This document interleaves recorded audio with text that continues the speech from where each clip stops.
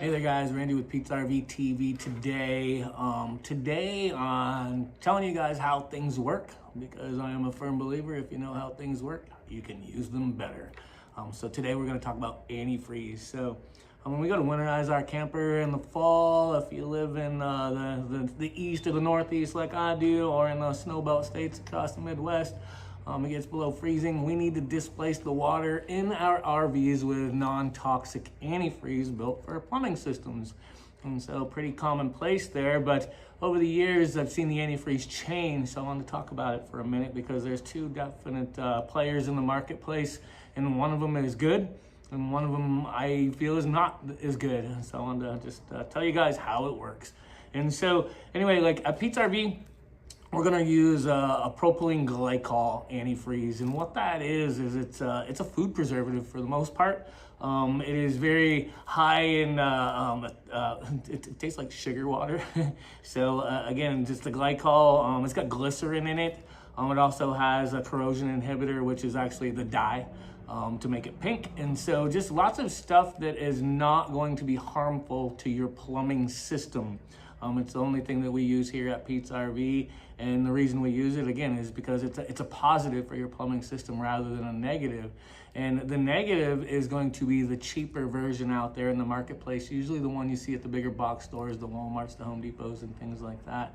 And that's an ethyl alcohol-based antifreeze, and it is approved for plumbing systems down to -50. The bottles look very much the same. This one here actually does say alcohol-free on it, so it's there, but it's kind of hard to see. So you really got to look at it and look for it and know what you're looking for.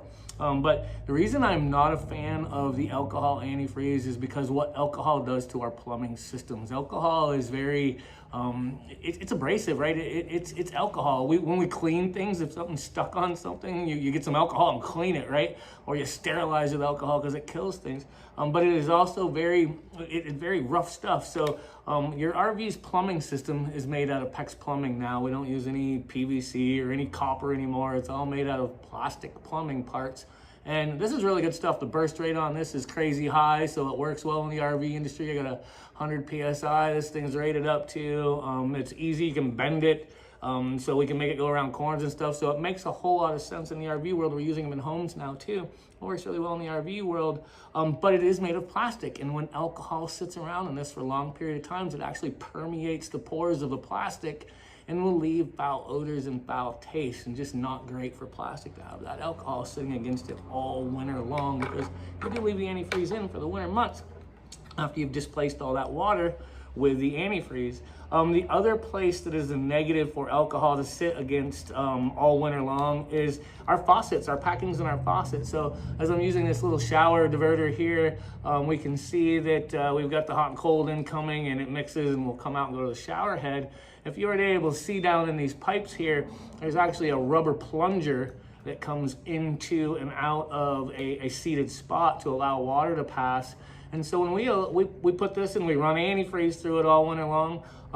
The glycol antifreeze is going to keep that pliable and keep the rubber soft and make it work good for years and years and years. Keep everything lubricated up.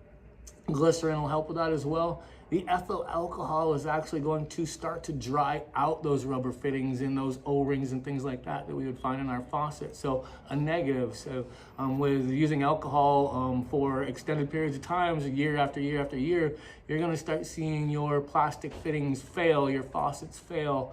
You might even get some foul odors, as mentioned, in your plumbing system that you can't get rid of because it's permeated the plumbing system. So for a couple extra dollars more a gallon, go with the propylene glycol. It's so much better for your system. It's readily available at most RV dealerships. You're gonna have to look for it in the box stores, but now you know how it works. So thanks for watching Pete's RV TV with Randy today. Look forward to seeing you on the road. Happy camping.